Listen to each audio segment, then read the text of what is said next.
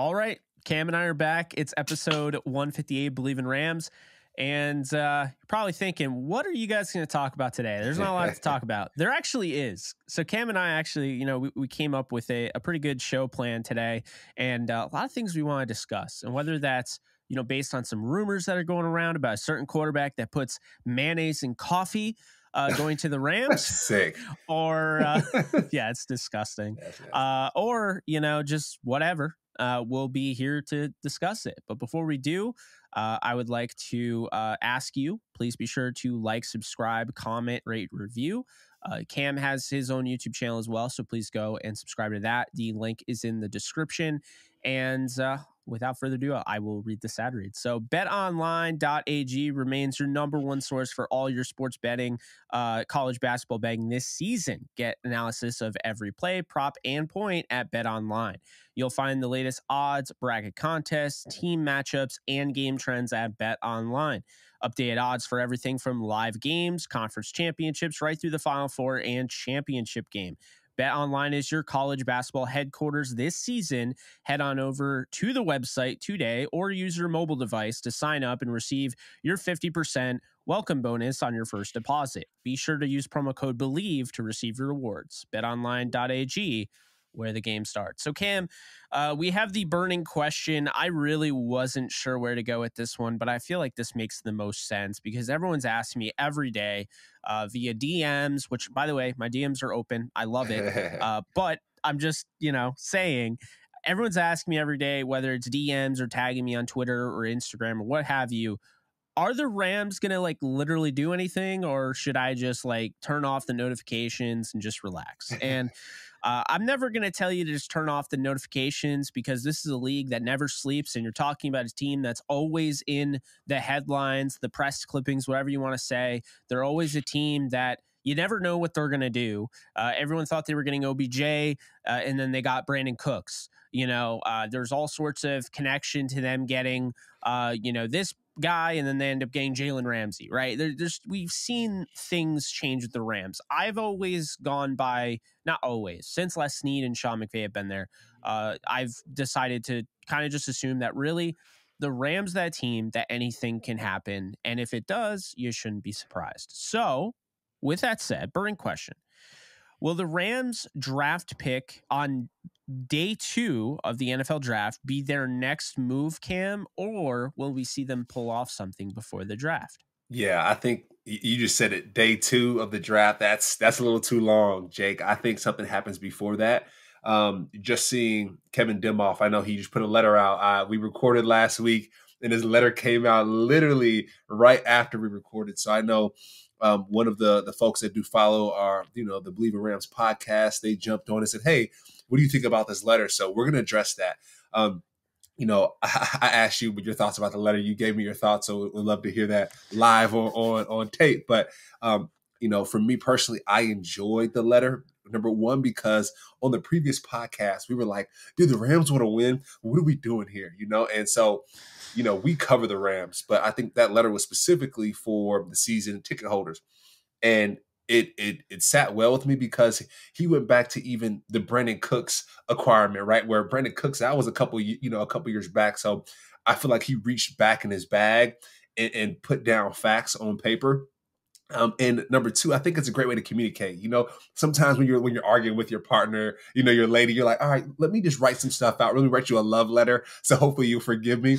I feel like this letter was that. And so just the way he kind of articulated some things, and what I really just going back to your question, you talked about will something happen beforehand? In his letter, he mentioned or we can focus on replenishing our draft capital and improving our long-term salary cap situation. And he said replenishing our draft capital. The Rams have 11 picks in the draft. I do think there's something's going to happen where they're going to either trade up and figure out how to get one of these edge rushers. I know we were talking about this. Hey, we need someone to provide a spark in this draft class. So I do think the Rams are going to make something happen beforehand because I do think that the season ticket holders and the Rams fans at one point, lost a little bit of hope. So I think the Rams are going to make a big splash, a big move. Jake, it could be right after this podcast, right? As soon as we're done recording, the big splash can happen. But I do think there's going to be a big splash, and the Rams are figuring it out. And just really quick, going back to the letter, he Kevin Demoff did mention, he was like, we could have stuck with our other players and figured out how to restructure those contracts and take another shot at it.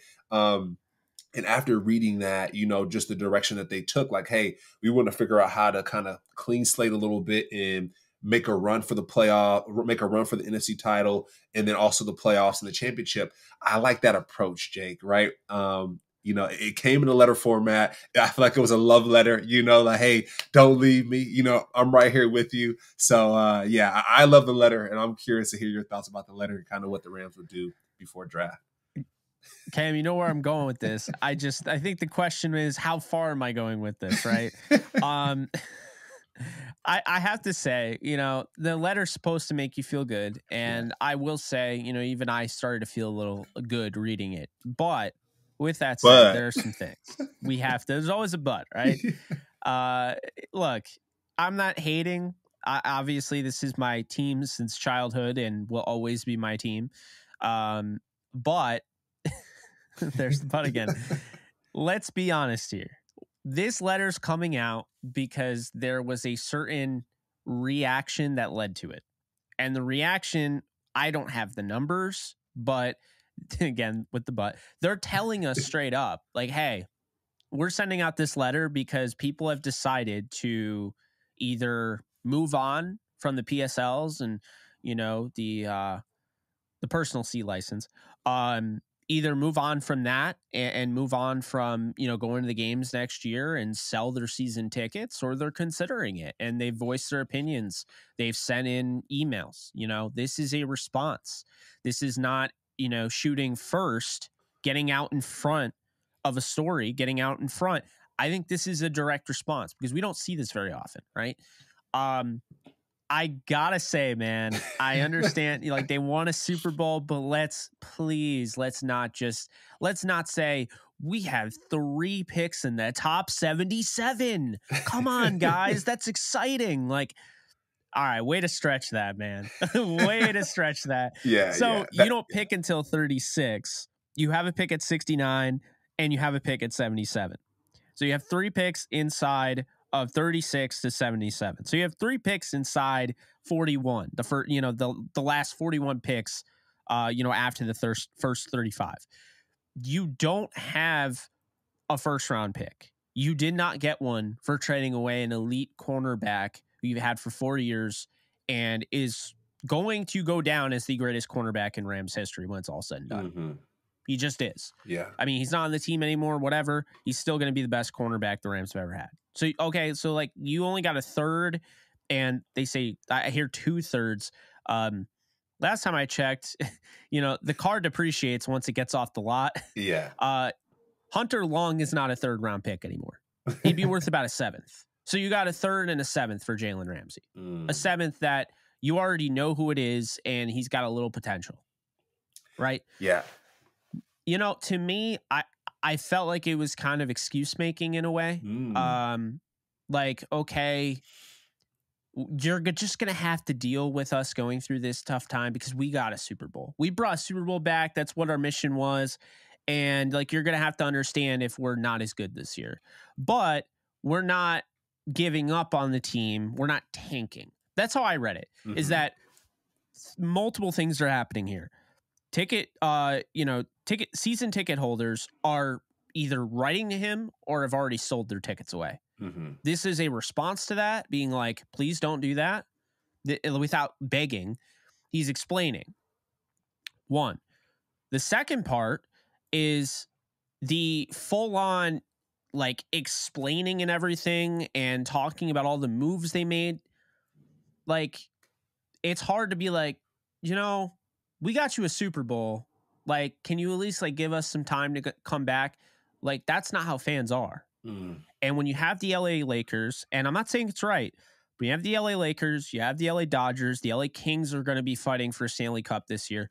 All of those teams I mentioned are going to be in the playoffs. They're playing postseason. The Chargers now, you look at in the building, people are like, I don't know, Justin Herbert, long-term thing there.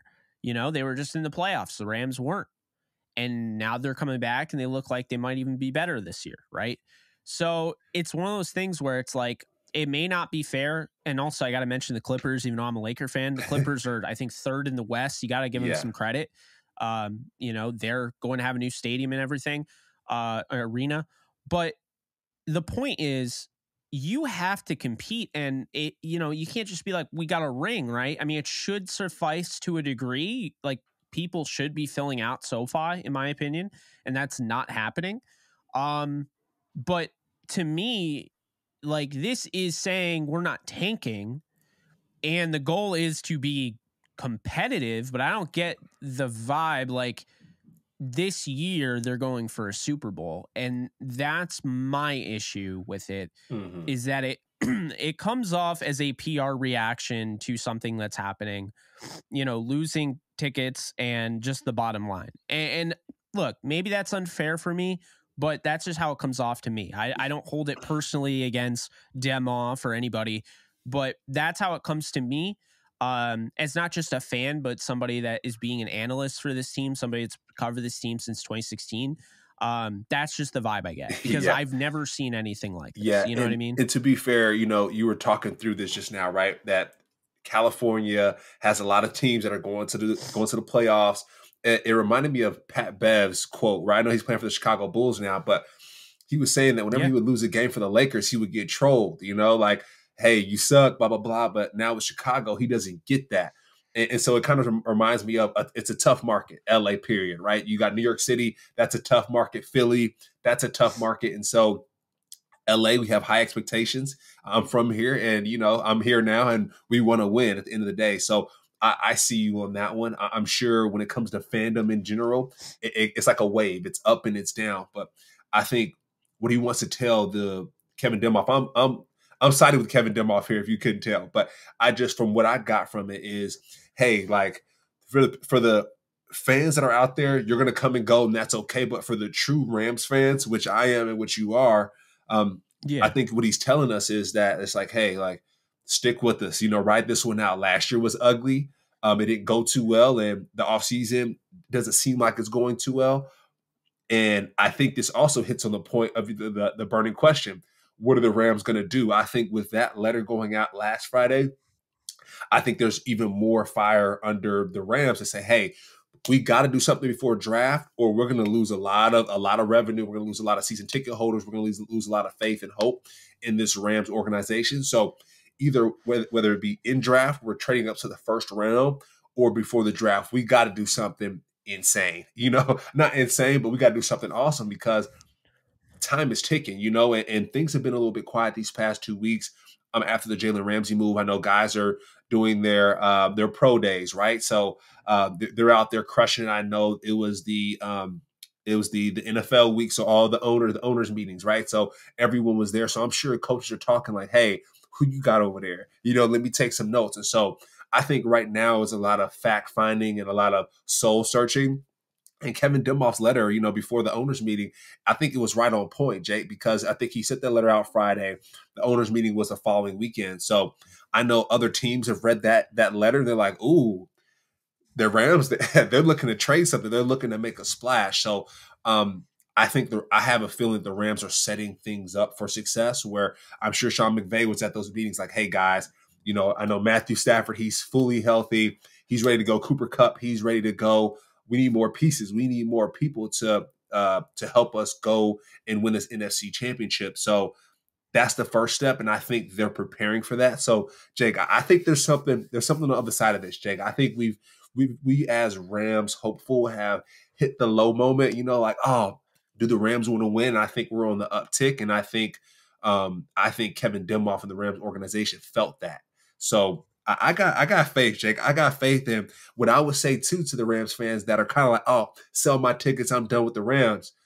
Don't come running when the Rams start winning out, Jake. Let's remember this moment, because the Rams fans that are selling them tickets and are like, oh, burn the jersey. Forget if the Rams start winning this year, Jake.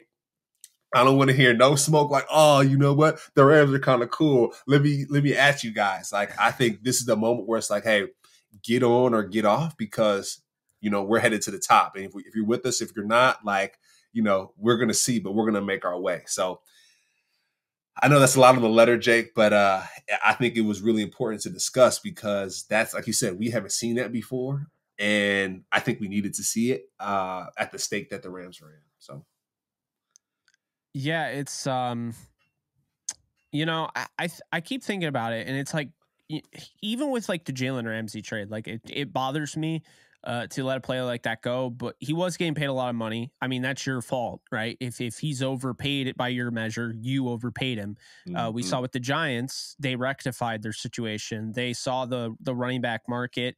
They just franchised Barkley, and they saw the running back market, and they're like, the franchise tag's quite expensive. I don't even know if Saquon Barkley's worth the franchise tag. So they actually rescinded the franchise tag, which I don't think you don't see very often, right? And I think at the end of the day, I think when you look at what the Rams are doing, it gives me some pause because, you could say, oh, well, we did this and this. Okay, but why is Nick Scott playing for another team for $1 million? You can, why is Taylor Rapp signing with the Bills for less than $2 million? Why is David Edwards signing with the Bills for less than $2 million? Why is, Greg Gaines playing in Tampa for $3.5 million? I think those are fair questions. You let your entire 2019 draft class, it's gone. And to me, that's an abject failure. It doesn't matter that you want a ring. It doesn't change the fact that your 2019 draft class is entirely gone. That means you failed. All those guys, at least most of them should have gotten second contracts. And it's concerning to me that, and it feels gimmicky because I saw the recent quote from Howie Roseman, and people forget, the NFC East for the last decade, there has not been a repeat winner of the NFC East. And I remember when the Eagles missed the playoffs and, they just weren't that great that year, whatever.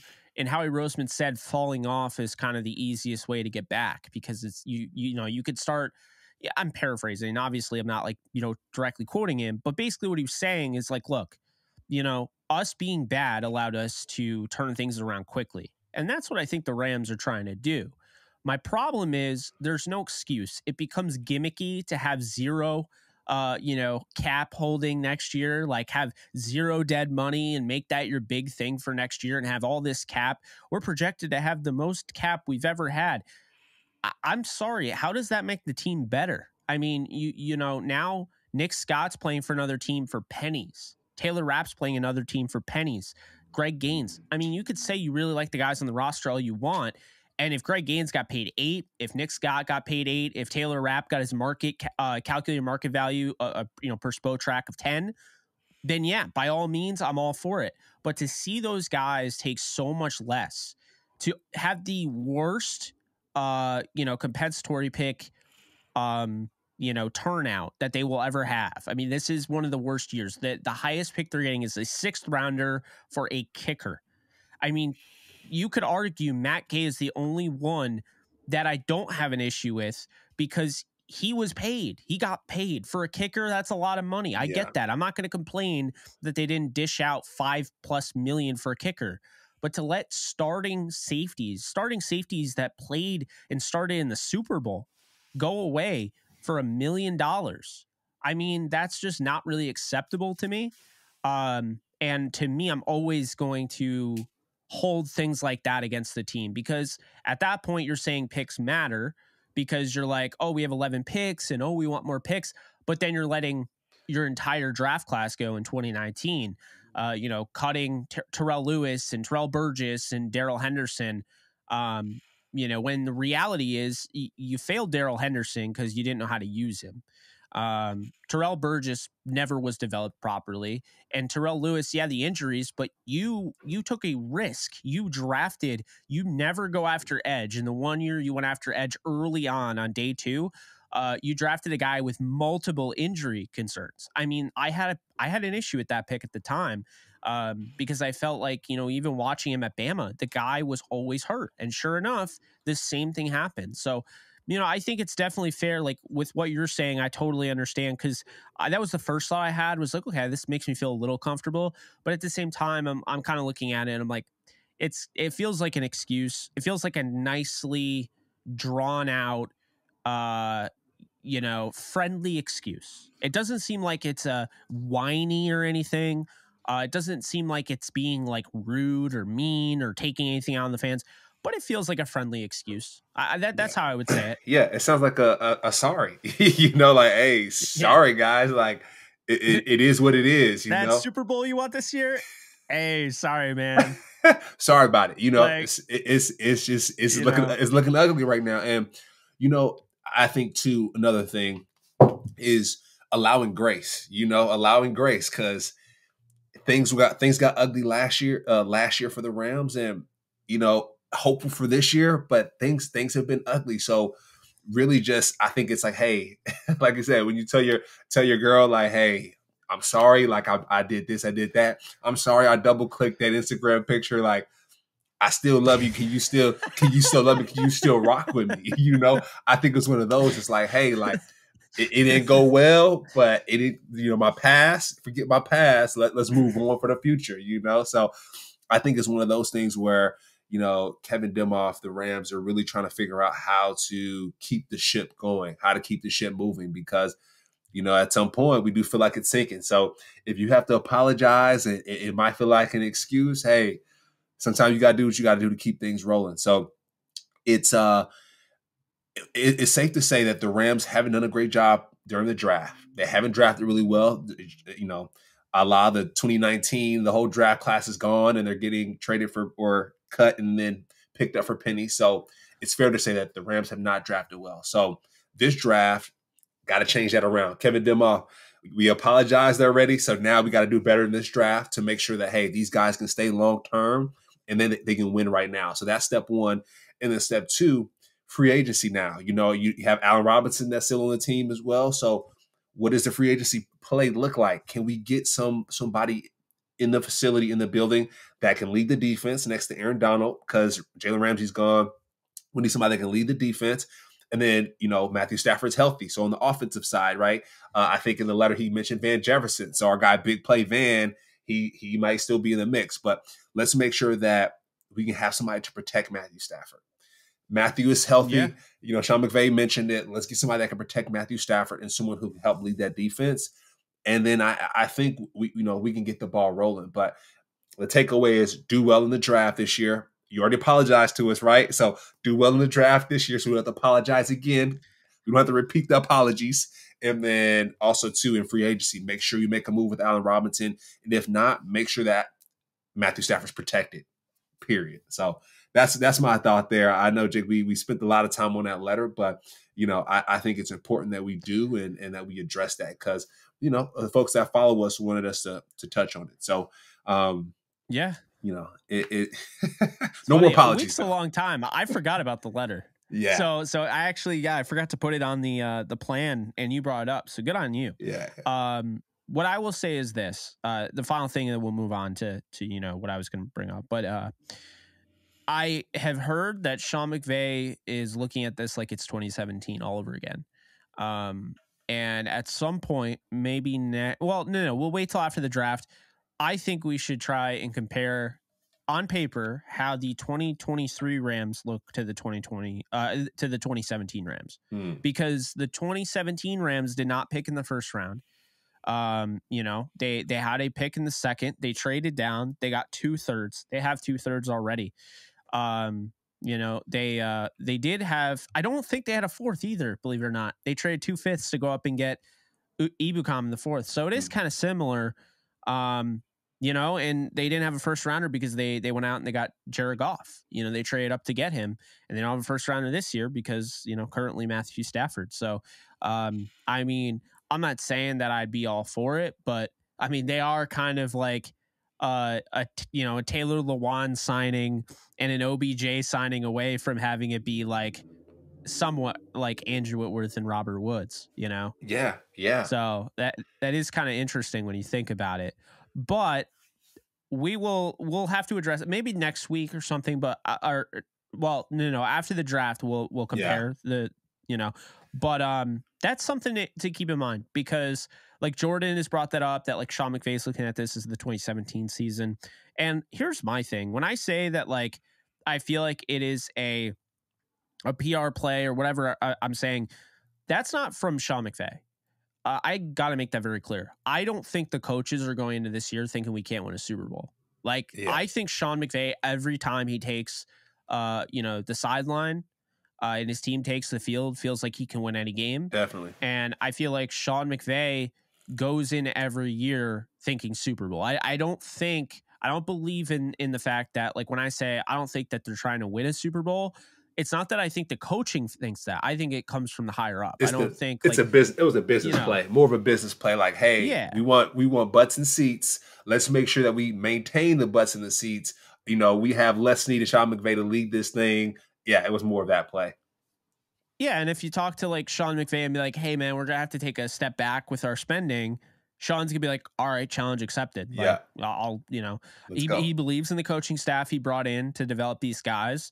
If they have a 2017 draft this year, or if they have an even better class, then we could be looking at them in the Super Bowl as early as 2024. Yeah, and that's the key, Jake. I think the coaches 2025 is the but yeah.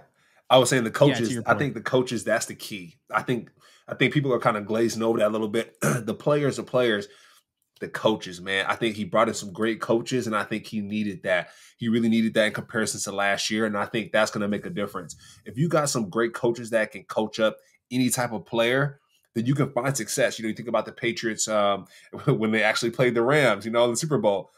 They had like Chris Hogan, they had Julian Edelman, of course, but they didn't have that much firepower. But I'm sure that coaching staff was A1. So I think that's the big part, is making sure that the coaches are sharp. So whatever draft picks that do come in, hey, stand right here and you'll intercept the ball. Stand right here, you'll catch the ball, right? Just so some of those simple things. So that's one piece I just wanted to put a pin in, is the coaching staff. I think Sean McVay is extremely confident in this new coaching staff to go win some football games regardless of who is on the roster.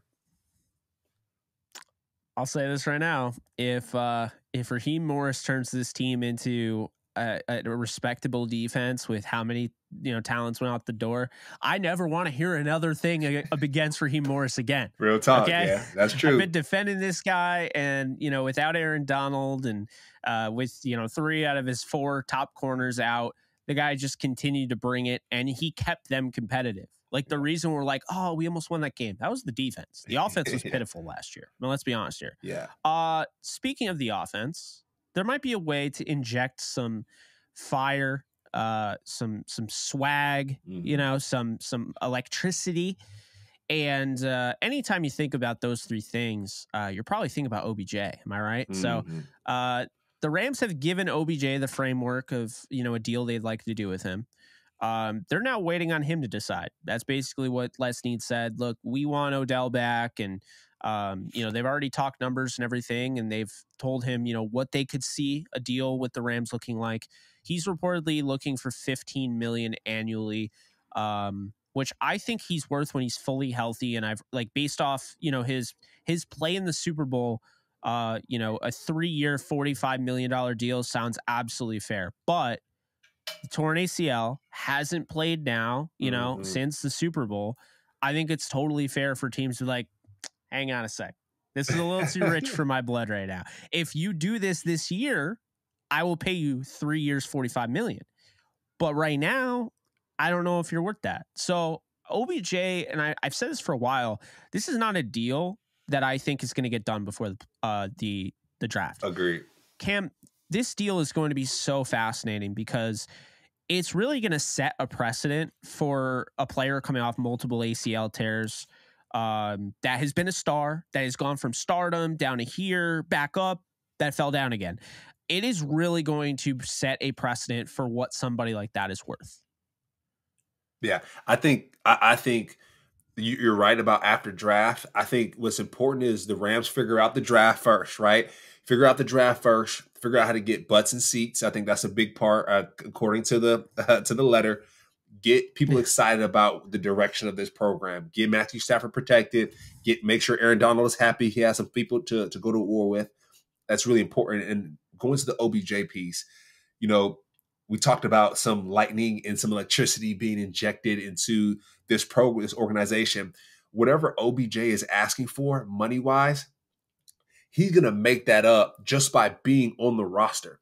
Jersey sales, people tuning in to watch the Rams just because OBJ is there, right? Like social media, everything's going to go up because he's there, and that value is more than the $15 million per year. So I think when it comes to the Rams, let's figure out what we can do financially, and let's go a little bit higher, because what you're bringing to us, whether you're hurt or not, is more than what's on this sheet. So I think we should keep that in mind as well. So if the Rams are trying to figure out how to get people back in the seats, OBJ is the guy, right? He's the guy. But I think, like you said, after draft, figure out all the other pieces, figure out where Allen Robinson's going to fit, and then I think you bring OBJ, figure out how to make him as happy as possible, and you bring OBJ to rebuild for, like you said, that 2025 year where, hey, we've injected some life into our program, and now let's figure out how to go get that championship. But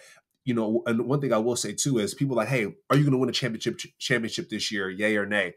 The first step is winning the division and then getting to the playoffs. Because if you don't get to the playoffs, if you don't go to the dance, if you're not invited to the dance, then you can't win anything. You can't win prom king or prom queen because you're not even at the dance. So the goal is really to get to the dance. So if they can get to the dance this year with OBJ and their team, that's great. And then I think the following year, let's figure out how we can win the whole thing. So it'll be interesting, but I think OBJ will be the answer post-draft.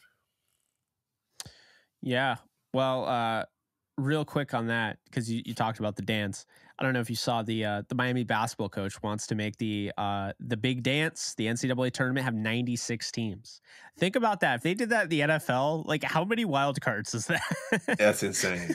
That's insane. I mean, that's ridiculous.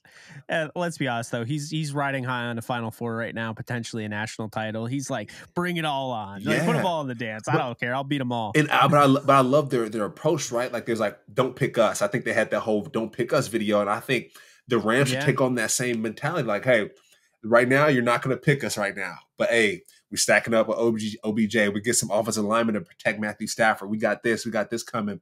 I think this year the Rams have to take that mentality. If not, we're not going to make it to the dance. So, and keeping on that Larranaga comparison there, I could go even further. Yeah. Larranaga coached that George Mason team that went to the Final Four. Sean McVay took a team that, yes, the Rams have been prominent, but they went through that awful stretch. And as soon as he walked in the building, playoffs. Hosted a playoff game at the Coliseum in 2017. There you go. Against a team that was just in the Super Bowl in the Atlanta Falcons. There you go. I was actually at that game. There you go. Yeah. It's possible. I've seen it happen. And the crazy part about that season was, I think I told you this before on the podcast, when I got to the team, it was actually versus the Eagles versus Carson Wentz. I know we're going to chat about him a little bit later. When Carson Wentz got hurt that year, every game after that, the Rams had a takeaway on the first series of every game. I was like, yo, is this like a thing? Like, how is this happening? But I think it was Nikhil Roby. He was like, yo, Cam, we're getting takeaways on the first play of every game, and that really took things to the next level. So, if the Rams can figure that out this year, how to get we talked about this on the podcast, Jake, is last year we talked about Raheem Morris, the bend don't break. And I was like, what about takeaways? What about this? What about that? And now that Aubrey Pleasant is back there, I feel like he's going to bring that old mentality like, hey, Raheem, I know you're doing it this way, but what about this way? In 2017, we had those takeaways. We made sure we were doing this, and this before every game. So I do think that's going to be a game changer. And I'm excited, like you said, after draft to go and review that 2017 team and kind of see, hey, what are the similarities and what does that look like? Because I think the Rams can be dangerous, right? Don't pick us now. That's going to be our theme, Jake. Don't pick us now because, later on we'll be dancing. Yeah, no, absolutely. And I feel like, it's funny because like you mentioned, Nikhil Coleman, and it's like, I was like, they need somebody like that, but they have somebody like that. I mean, that's Jacoby Durant. Yeah. Definitely. That like big that play. fire that he plays with, the big play ability. He's a guy that you could tell he's going to get in your face. Like as he gets more comfortable, what does he call himself? The land shark. Yeah. I mean, yeah. Sure. I'm excited for his development. I feel like those are the little things that you could take away. Like I'm excited to watch him. I'm excited. They brought back Marquise Copeland. Love it. Wanted to mention that. Big fan of his. And, I feel like there are definitely some positives, and like getting to see these young guys actually get to play. Like, is Ernest Jones going to take that next step? Like, this is oftentimes where we see him right now. This is oftentimes where like players that are good in the league, they just stay this level, and that's fine, right? They just stay. He's a third rounder. He doesn't have to be a Pro Bowler. He doesn't have to be a superstar. But this is when we're going to find out if he is. Yep. Yeah, it's kind of like Anthony Davis. Anthony Davis and LeBron. LeBron's like, hey, I'm hurt, my guy. Like Anthony Davis, you show the league that you're him. Not that Anthony Davis is like your Ernest Jones, but it's that time to show your stuff. Ernest Jones they have to. Like the Lakers, we talked about them earlier, or talking about all the LA teams that will be in the playoffs. Lakers weren't going to be in the playoffs if Anthony Davis didn't rise to the occasion. Ernest Jones has to rise to the occasion. Otherwise, like their linebackers are guys that we like.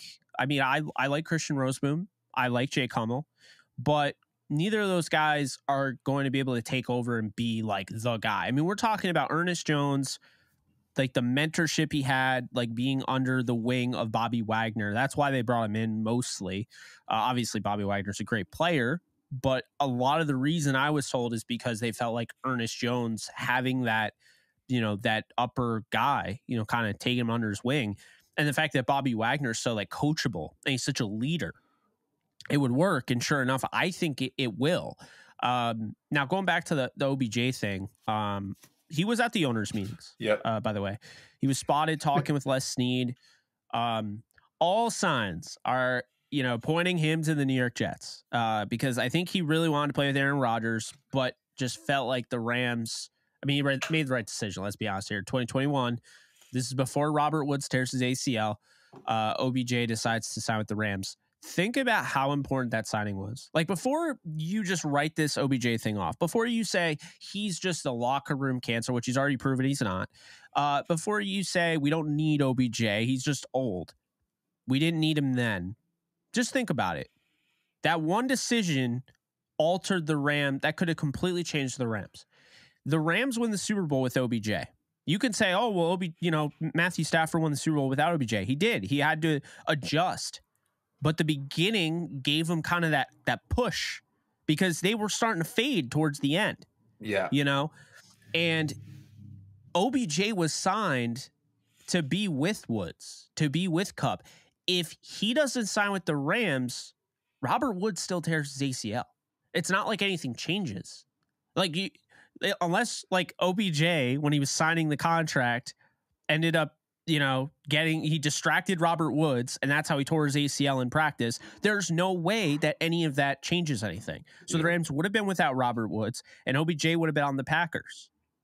And who knows? Maybe that sends the Packers past the 49ers, and the Rams lose to the Packers again. We don't know. Yeah. So I just say, be grateful. And if the Rams have any chance of bringing this talent to LA, and they're going all in on the offense, I think he's 100% worth it. Yeah. He's already shown that he has synergy with Stafford, and we can't undermine what that means because we saw it this year. Him and Allen Robinson were not on the same page, and it cost him dearly. Yeah. Yeah. And another thing too that I want to bring up, someone mentioned to me that worked at the Lakers actually with Phil Jackson. And I know we're bringing up the Lakers and a lot of these basketball analogies, but we're talking about greatness at the end of the day. And so the Analogy Podcast. Yeah. Run the Damn Ball Podcast. Yeah. There's a lot. So what he mentioned was just energy. Whenever on a football team, whenever Tom Brady goes to the Buccaneers, I think Shady McCoy said that, hey, he sent everybody a text like, hey, we're about to go win tomorrow night. Believe it. And the belief spread through the whole team at the hotel in the middle of the night, things of belief. Phil Jackson with the Lakers. I know he used to sage. Someone told me yesterday, actually, he used to go and sage the locker rooms. And even when, the comms folks would come in to go lay the game information down in people's lockers, he would sage them too and say, hey, you can affect the energy in this room. And I do think when it comes to OBJ, he has that aura about him where if as a teammate, if I know that OBJ is on my team, oh, we can go do anything. If I have Tom Brady on my team, oh, we can go do anything. And so he brings more to the table than what paper can show. And so I think people have to realize that he's going to bring that excitement. He's going to bring that, oh, we won a Super Bowl with this guy.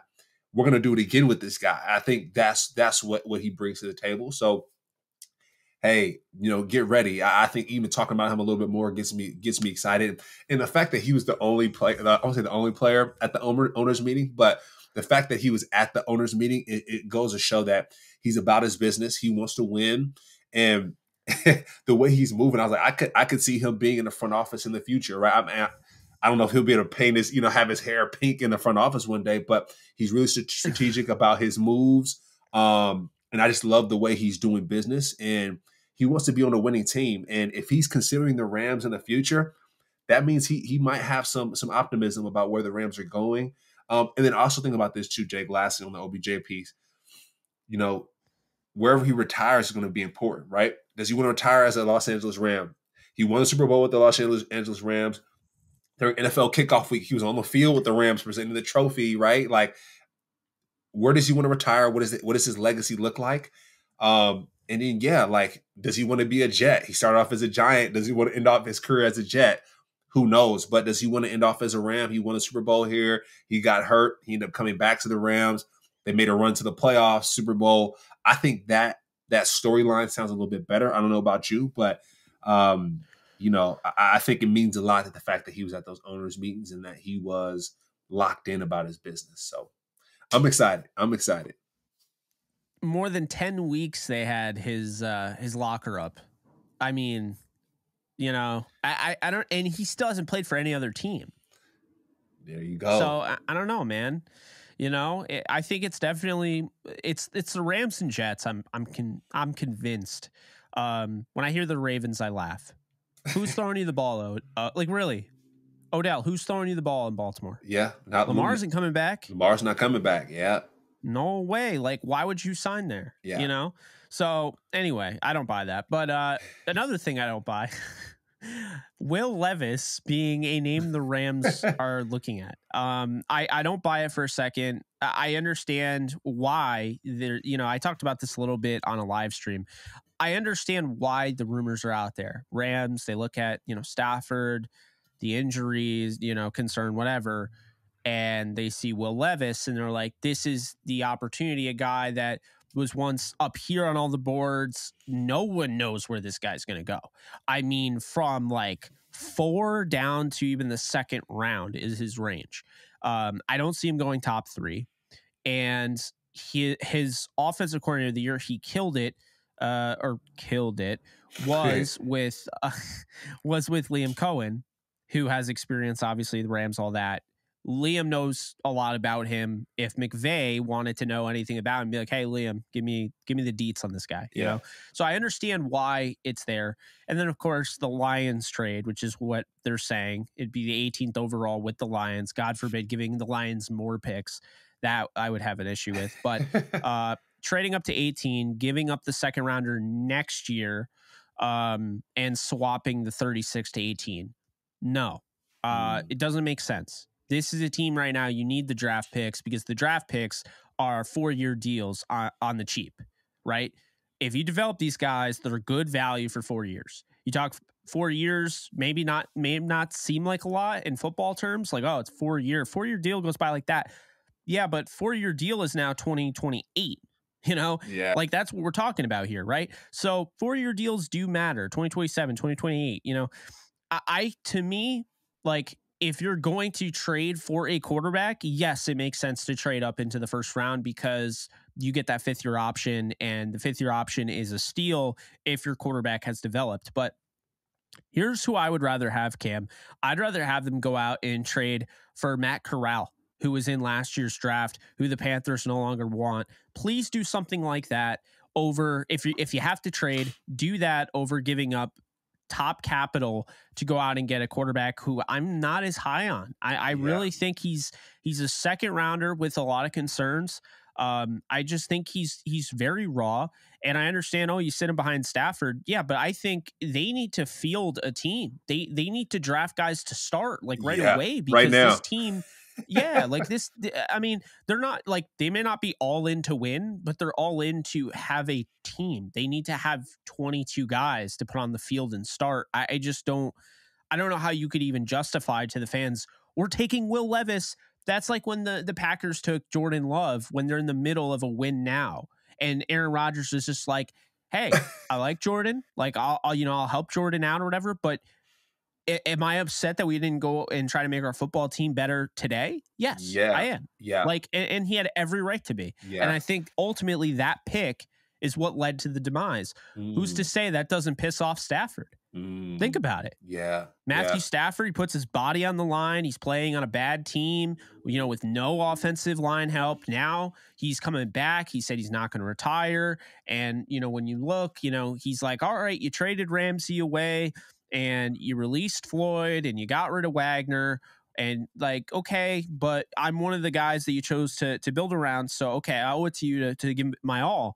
But then they're not going out and giving him a weapon, or they're not going out and getting a pass rusher, or they're not going out to help the team in 2023. Yeah. I wouldn't be surprised. I mean, Stafford is somebody, I don't come off as like a hothead. I don't come off as somebody that, would make a huge deal about it, but I think it would upset him a little bit. And I think he'd have every right to be upset if they went out and they got a quarterback. They spent an asset. They traded an asset away to get a quarterback in the first round. If you're going into the first round, it better be early first, so you're not giving up too much, because 36-31, since there's not 32 picks in the first this year because the Dolphins lost their pick. 36-31, Cam, I won't complain. The fifth-year option, if you think it's that worth it to go out and get that guy, whether that's like Will McDonald or whoever, and you really want him, okay, I'm not going to complain if they feel that's the only way to get their number one guy. But if you're trading up into 18 to get a quarterback, I'm going to be upset. Yeah. And I think you hit the nail on the head, right? Why would you get someone, a backup quarterback for Matthew Stafford, when you're trying to win now? That's number one. And then number two, we need to figure out how to get someone from the draft that can get Matthew Stafford the ball back, right? Aaron Donald can get Matthew the ball back. But we need Jalen Ramsey was able to get Matthew the ball back. Bobby Wagner, same thing. Leonard Floyd, same thing. I mean, Jacoby Durant, he can get him the ball back, right? Aaron Donald, he can get him the ball back. But who else can get Matthew Stafford the ball back? That's the big thing. And I think, yeah, we want to give more to the Rams rather than, I want to say, have them sit on the sideline and have them sit on ice for next year and the year after that. We just saw from the letter right now, like, hey, we want to go win the NFC. We can't win the NFC if you have our first round or second round draft picks sitting on the bench, dude. Like, we need somebody that could play right now that can give Matthew Stafford the ball back in multiple situations. Period. At full stop. You got Cam Akers that can run the ball. You got folks that Matthew Stafford can throw the ball to. Now let's give him the ball back as many times as possible, and let's make sure that if Matthew Stafford does get hurt, who else can deliver the football? There's a lot of free agents, a lot of quarterbacks in free agency. Now I'm sure we probably want to jump to this next. There's a lot of quarterbacks in free agency that can deliver the football and score touchdowns. So why jump and try to figure out your franchise quarterback? I know we talked about this in the past couple podcasts. Finding that franchise quarterback, it's not the time right now. You just mentioned it with the Packers, with Aaron Rodgers and Jordan Love. It is not the time right now. From that letter we saw, we need to go win some games. So let's figure out how to do that. Having someone sit on the sideline, sitting on ice, waiting for his time to come. The time is now, Jake. We need to win right now. So I'm not against drafting a quarterback. I want to make that very clear. Yeah. I'm against trading up, giving up assets, drafting a quarterback in the first round who isn't ready to be your number two. Like, he's not even ready to be a backup. He struggles against the pressure. You see, I have him projected as a second round pick just because of the talent and the overall raw talent he has, right? Like, he has a chance to be really good because he's got tools where NFL coaching could change it. But here's some things that stand out to me on tape. This guy is absolutely horrified when the pocket breaks down. Yes, he's mobile. He'll take off and run. Well, what good's that going to do you if a helmet goes into his knee? You know? Yeah. So now he takes off and runs a lot. People compare him to Josh Allen. He's not Josh Allen, okay? If he was Josh Allen, you know, because I didn't like Josh Allen as a prospect coming out, but Josh Allen is way more ahead of the curve, I think, than Will Levis. Levis struggles making decisions. He struggles with making quick reads. A quarter of his throws came behind the line of scrimmage. That's not a guy that I want to be my backup even. No. You know, that's not a guy I want to trade up and go out and get. You know, I really have my issues with going out and getting Will Levis. Now, you brought up free agency, and there's not a ton of guys. There's not, because a lot of those guys, like we were looking at Mike White, gone, right? Mike White was one of the first signings. It was like, oh, cool. You know, the Rams can get him for $3 million. Nope. He goes to the Dolphins for $8 million, Cam. Like, Brutal. what? So he's gone. Dalton's gone. You know, so you have those guys that left. Heineke's gone, all that. I brought up on Twitter, the Rams should go after Carson Wentz. And I think he'd be a great backup for Stafford. Everyone talks about how injury prone he is. How many games is he going to start, though? Like, he's injury prone if he's starting the whole season. But if I'm asking him to back up Stafford, I'm hoping I don't need him. But realistically speaking, maybe on average, he has to play 2 games this year. Right? So if that's the case, then yes, Carson Wentz. Now, is he going to take a cheap deal? I don't know. But I'm saying for a cheap deal, Carson Wentz has the athleticism to escape the pocket. You know, he's got the mobility, you know, pocket mobility to make plays happen, you know, off script. And we saw kind of what what Baker was going through is kind of what Wentz is going through. Yeah. Like, no one wanted Baker Mayfield. Only the Rams claimed him. And I think Sean McVay, you know, last year, and we've mentioned on the podcast, like, Sean McVay had fun again, like coaching Baker. How awesome would it be for him to take Wentz and, you know, do the same thing with him? That would be he's great. 30 years old, you know? Yeah. So maybe he's a Ryan Tannehill who it took a little bit longer, you know? I mean, let's not forget Carson Wentz was the MVP in 2017. It was, you know, he got injured in that game against the Rams. It was never the same. But, you know, even still, I see some things that you could work with. He's got a live arm, you know, the athleticism is there. He makes some questionable decisions, but, you know, I honestly, like, who has he been with? He's been with the Colts, who really their only not even great success. They lost a playoff game close to the Bills when they had Phillip Rivers. You know, Matt Ryan was a complete failure. Matt Ryan was way worse than Carson Wentz. You know, and here's the thing, like, Wentz lost his job. Washington doesn't even know what they're doing. I mean, they don't know what they're doing. They're about to sell the team. Jackson. They're about to sell the team. So they got a lot going on. I mean, you know, Taylor Heineke starts, and then, now it's Carson Wentz. Now it's, you know, the kid they got from UNC, Howell, you know, and now they're like, yeah, we don't want Lamar Jackson. We want Howell. I'm like, all right, well, you know what? Maybe Howell is good, right? Howell looks solid in limited opportunities, but not wanting Lamar Jackson makes me question you as a franchise and why you're. I mean, then again, letting Kyle Shanahan, Mike McDaniel, Sean McVay, Ejiro Evero, Aubrey Pleasant, all those guys leave makes me question you as a franchise anyway. They have a lot of questions, Jake. They got a lot of questions over there. There's a lot of questions. Exactly. Yeah. So if you're holding Carson Wentz, you know, and being cut by Washington as an argument against him, I wouldn't. Yeah. Now I want to bring up something, because you hear the term locker room cancer way too much, I think. Jonathan, I totally forgot his name. Jonathan Allen, great defensive end in this league. And, you know, he became a captain. And Jonathan Allen on Washington flat out came out and said he's not a cancer. And the NFL is like middle school with this drama. I don't know who started it, like that, you know, that's what he said. Yeah. Then, all right, Malcolm Jenkins, who, you know, was one of the league ambassadors, right? Like, really well respected around the league. And Chris Long, another guy really well respected around the league. Yeah. Chris Long's podcast, he has Malcolm Jenkins on. Yeah. Right. Malcolm Jenkins and him both say, not a locker room cancer. He's a good guy. Maybe things were a little rough, but he's not a locker room cancer. He's a good guy. Yeah. He's not as rah-rah as you would like. We heard the same thing about Marcus Mariota and how, oh, well, because he's not a vocal leader, he's not a leader. I hate that. Yeah. Wentz, the thing people don't talk about is when Wentz invited the whole wide receiver room from the Eagles, years back, he invited them to his camp and they all, hung out and they vibed and everything. That doesn't get talked about. But what gets talked about is that, Wentz may have a certain view on things, whether that's the masks or COVID or political view or whatever. And Cam, I got to say, I feel like that's held against him, and I don't think that's fair.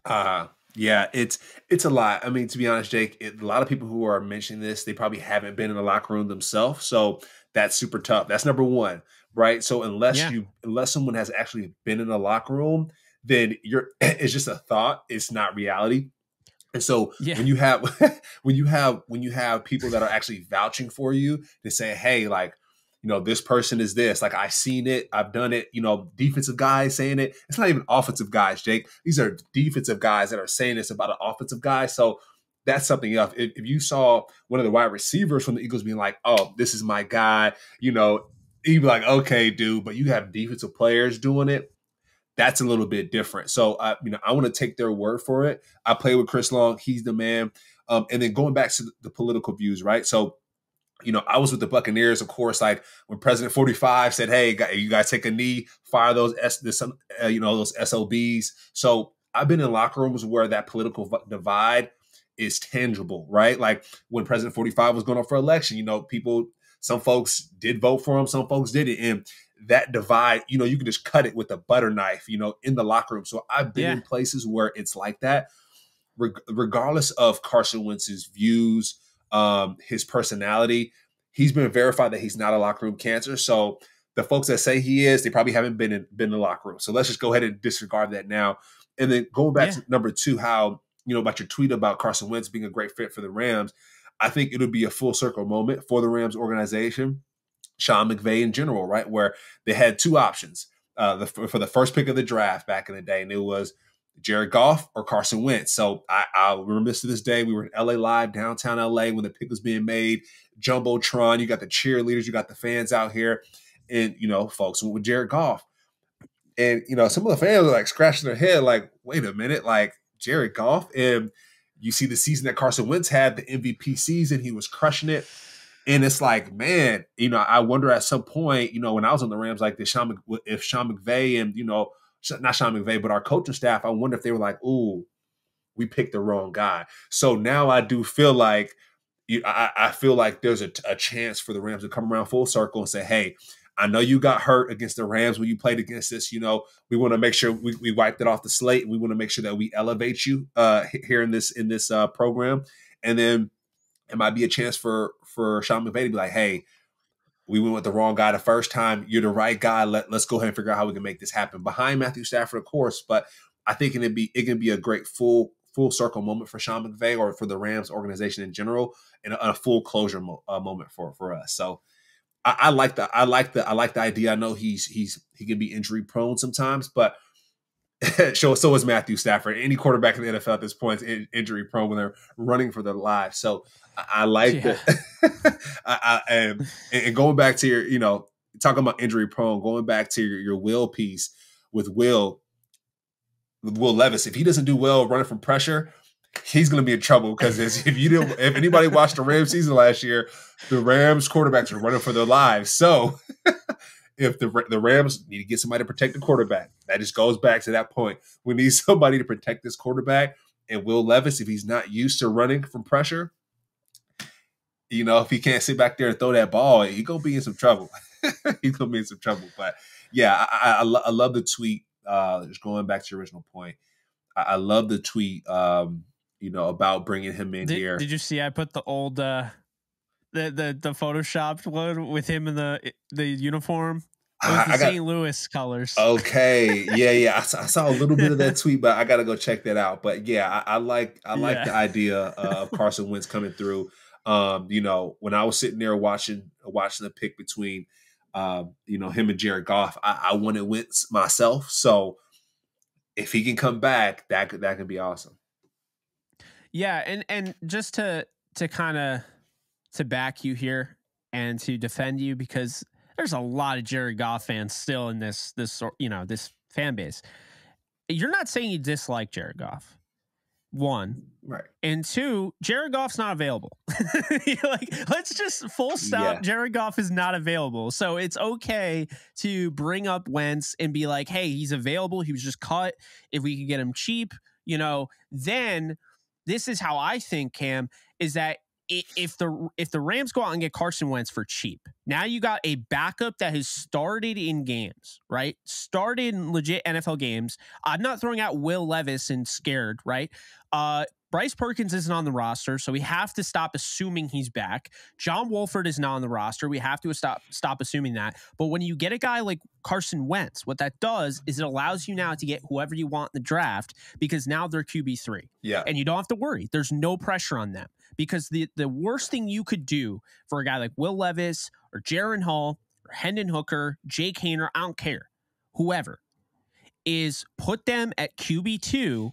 And then if Stafford goes down, they're not ready, and you have shell-shocked them for the rest of their career. Yeah. And that is real. That can happen. Yeah, and then now people are tweeting about the quarterback that we drafted that's not working out, and it's like, oh, dang, here we go.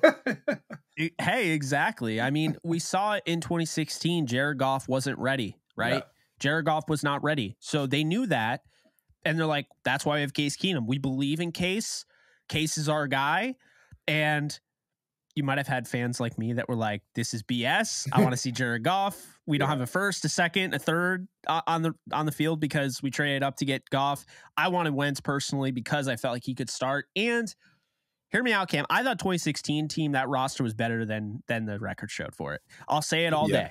Yeah. I'll say it all day. Okay. It's not a knock on Sean McVay in 2017 that he got gifted with a good roster.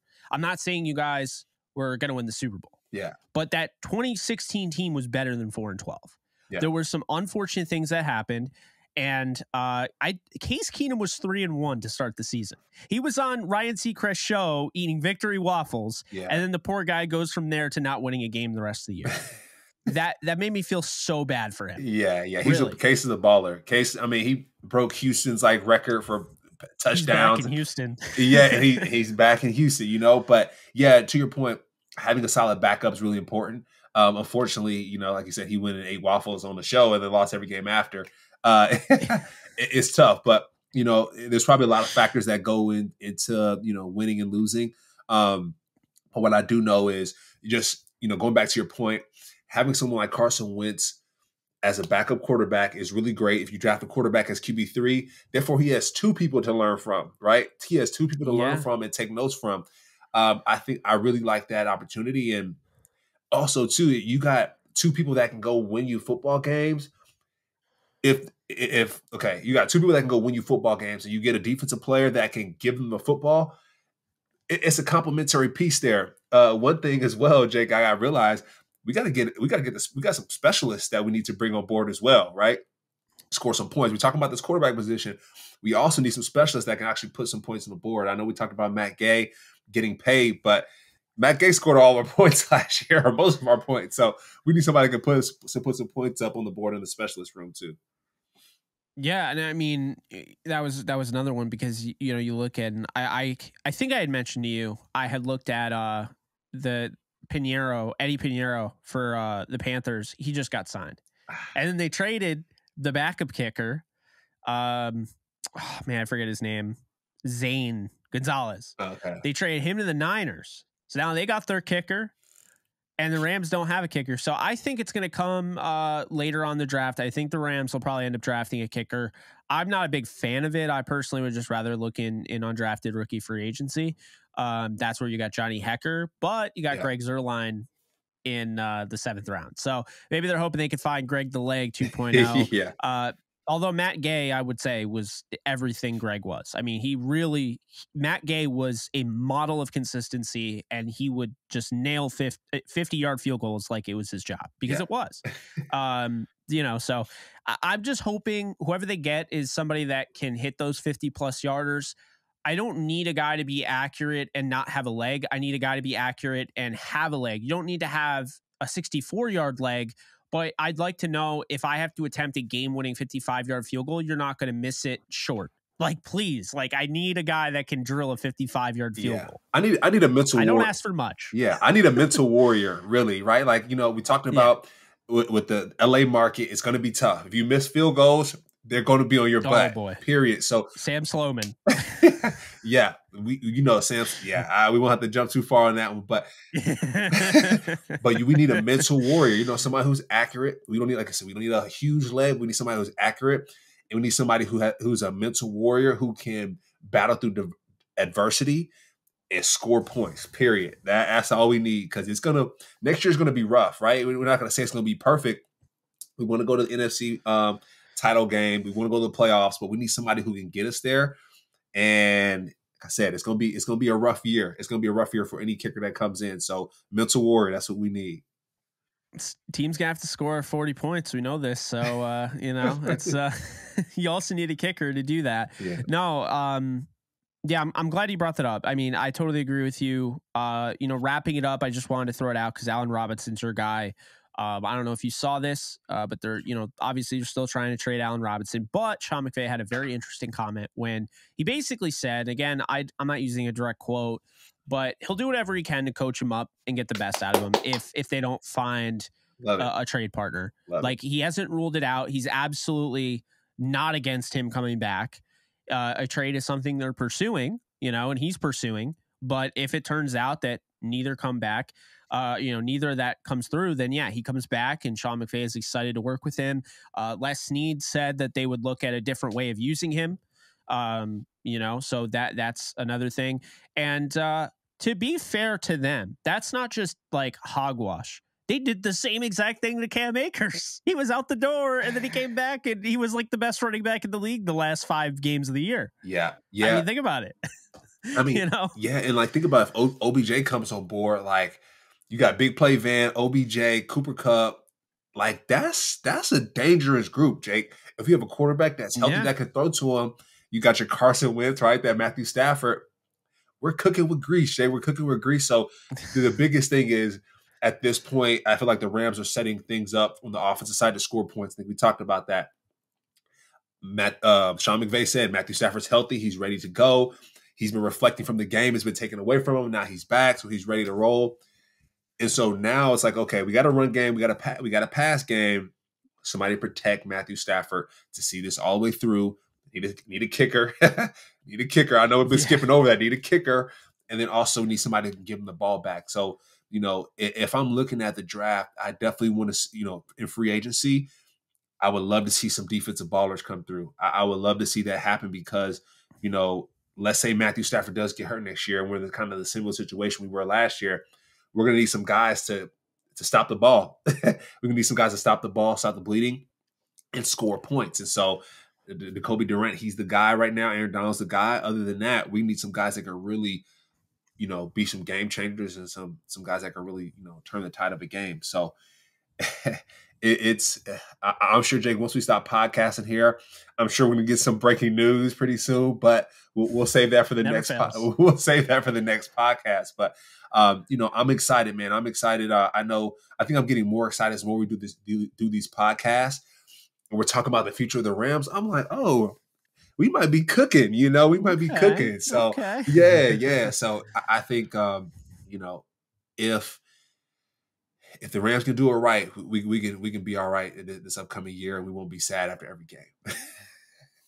Yeah, and look, I'll say this. I mean, I may have an issue with the way that they handled this offseason, but I mean, we talk off air all the time, and I mean, I've told you, I think this team still wins like 9 games. And that could go up, I'm not of the belief to bet against Sean McVay. I can have an issue with what they're doing. I can have an issue with getting rid of all pro talent and, getting pennies and a dime in return. But I can also still understand what they're doing, disagree with it. And while disagreeing with it, also realize Sean McVay is him. And let's be honest here. Sean McVay could absolutely have a 2017 season.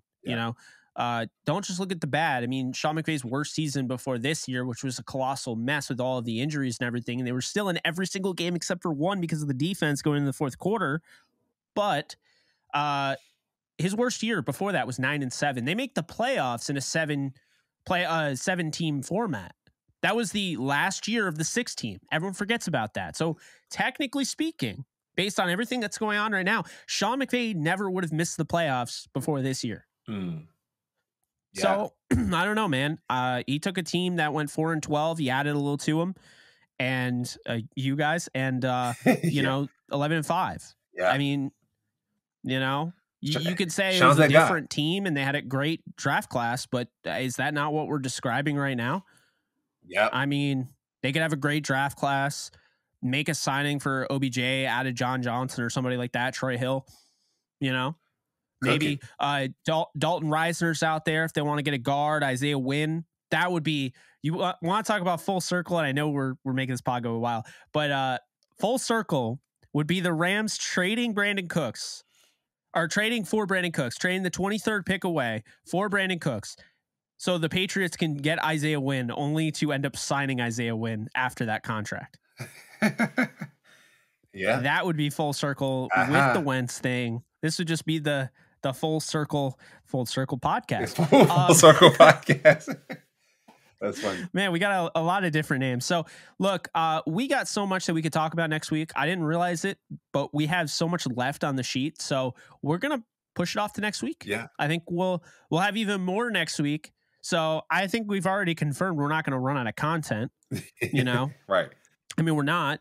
We didn't even get to prospects that we could see so excited for that, and excited to go, you know, compare 2023 and 2017. Yeah. That should be a lot of fun. But that's going to do it. Do you have any final thoughts, Cam? Yeah, I mean, what I liked about the last podcast is some of the folks were like, hey, what do you think about this? What do you think about that? So feel free to tweet at us and let us know like what you think and what you want us to talk about the next podcast. That was the topic of discussion for the first 30 minutes of this podcast when it comes to the Kevin Demoff's letter. So feel free to, you know, send us a message and let us know what you want to hear. Yeah, maybe we'll just throw mailbags in here too. I like it. I like a mailbag. Maybe next week we'll start a mailbag and get it going. Yeah. All right. How do we want to do this? So drop a comment below this YouTube video. Start with mailbag, all caps. Yeah. And your question. There you go. And all of those will be read at the very end of every show. There you go. New show idea. Boom. Let's go. We got it. We got all sorts of segments. We got your game ball segment when obviously the games are happening. Yeah. We got our burning question. Now we got our mailbag section. We'll call it something different. The ram bag. I don't know. I like the ram bag. Give us suggestions. Folks, give us some suggestions and we'll add it into the show. Yeah. So for the time being, all caps mailbag, your question, and then below it, give us a suggestion on what we should call our mailbag section, because everyone has a mailbag section, but we want to be different. Yeah. We want to have our own thing. I want to be original. Like Run the Ball podcast and the Analogy podcast, and Full Circle podcast. Full Circle podcast. I mean, so many, but we need your help. Yeah. So do that. Yeah. But until next time, I'm Jake Ellenbogen. He is Cameron Lynch. You can go follow him at Cameron Lynch 50. You can follow me at JK Bogan on Twitter and pretty much everything else. We'll be back next week. We'll be back every week. Yeah. You'll never stop seeing us, because then when the game times start, we'll be podcasting twice a week. Double up. So get used to it. Thanks again to Bet Online. We appreciate you guys. Be sure to like, subscribe, comment, rate, and review. And we're out. Later, folks.